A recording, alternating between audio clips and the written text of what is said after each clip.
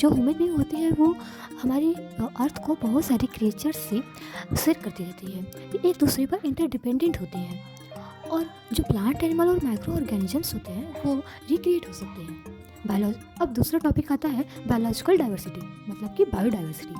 Biodiversity का मतलब होता है large variety of life form closely related to each other and interdependent on each other. अब simple भाषा में कहें तो जितनी भी लार्ज वैरायटी होती हैं लाइफ फॉर्म की, वो एक दूसरे पर रिलेट करती हैं और इंटरडिपेंडेंट होती हैं। अब बायो का मतलब होता है लाइफ और डाइवर्सिटी का मतलब होता है वैरायटी।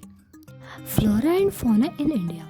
फ्लोरा मतलब होता है कि अर्थ पर जितने भी प्लांट्स के स्पीसीज हैं उसे कहते हैं फ्लोरा, जिसे प्लांट लाइफ भी कहते हैं। और फौना मतलब इस अर्थ पर जितने भी एनिमल की स्पीसीज हैं उसे कहते हैं एनिमल लाइफ भी कहते हैं। अब इंडिया वर्ल्ड का रिचेस्ट कंट्री है in the term of biological diversity.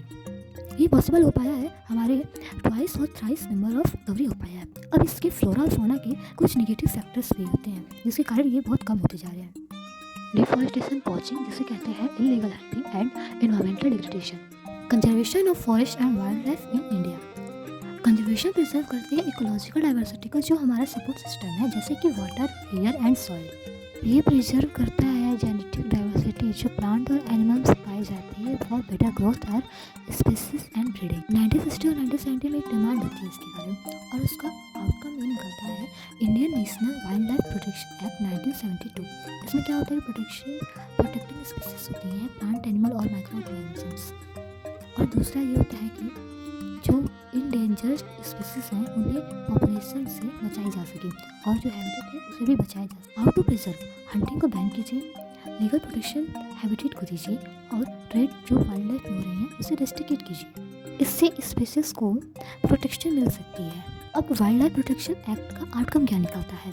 Outcome ये निकलता है कि जो सेंट्रल और स्टेट गवर्नमेंट होती है वो लॉन्च करती है एक प्रोजेक्ट जो स्पेसिफिक एनिमल्स को प्रोटेक्ट करे। इसमें एनिमल्स इंक्लूड हैं जैसे कि Kashmiri stag, one horn rhinoceros, Asian lion, Indian elephant, black buck, chinkara, Indian bustard और स्नो लिपार्ड और क्रोकोडाइल। क्रोकोडाइल में 3 तरह के स्पीसीज जैसे कि फ्रेश वाटर क्रोकोडाइल, घड़ियाल, सॉल्ट वाटर क्रोकोडाइल।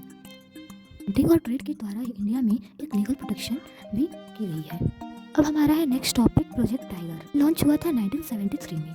अब 1973 में ये रियलाइज़ होता है कि जो टाइगर्स की पॉपुलेशन है वो डिक्रीज होती जा रही है। 55,000 से डिक्रीज होकर 1827 तक ये नंबर आ चुका है। का जो मेजर रीजन है वो ये है कि for trade, depletion of play based object और ग्रोइंग ह्यूमन पॉपुलेशन। अब जो ट्रेड किया गया था टाइगर्स का, उसकी स्किन और उसके बोन्स का यूज़ करके मेडिसिन में यूज़ किया जा रहा है और स्पेशली इन कंट्रीज़ में इसकी जो पॉपुलेशन है टाइगर की वो रिड्यूस हो चुकी है। इंडिया और नेपाल प्रोवाइड कर रही है हैबिटेट को जो 2/3 पॉपुलेशन है टाइगर्स की जो सर्वाइविंग कर रहे हैं अभी, उनके लिए एक हैबिटेट बनाई टाइगर रिजर्व इन इंडिया, जैसे कि सुरक्षा वाइल्ड लाइफ सेंचुरी जो है राजस्थान में, बदगांव नेशनल पार्क मध्य प्रदेश में है, Periyar national tiger reserve Kerala में है, कोबेट नेशनल पार्क उत्तराखंड में है, मानस टाइगर रिजर्व आसाम में है, सुंदरबन नेशनल पार्क वेस्ट बंगाल में है। Types and distribution of forest and wild life resources. पहला है रिजर्व फॉरेस्ट। इसमें जो वैल्यूएबल स्पीसीज के जो नंबर्स हैं उन्हें ध्यान में रखते हुए उन्हें कंजर्वेशन दी जा रही है। दूसरा है प्रोटेक्टेड फॉरेस्ट।